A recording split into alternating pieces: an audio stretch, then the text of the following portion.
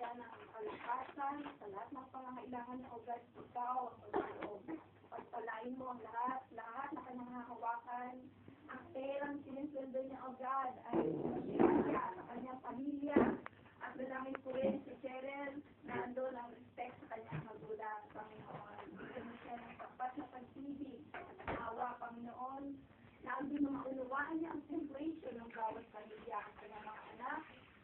Lord, ikaw ang mag-ingat sa kanila, over din, Lord, tayo sinipay most precious blood, at maging Panginoon ang kanyang trabaho, pagpalain ang kanyang among, na nawa, maging mabait po sila siya sa kanya. At bigyan mo siya, Panginoon, ng mahabang buhay, bigyan mo siya, Panginoon, ng submissive heart unto you, O God, bigyan mo siya ng malawak na pagkaunawa, tungkol sa spiritual na bagay. Gamitin mo siya mightily sa iyong ubasan, Panginoon, at umaasa po kami, O God, na ang aking pamangkin na ito, pagpapalain mo spiritually, materially, financially, and physically, O God. Salamat po, O God. Tunay, ikaw ang Diyos na pumili sa Kanya. Lahat ng biyaya, pagkalubo, ito po ang aming samot na dahil sa pangalan ni Jesus. Amen.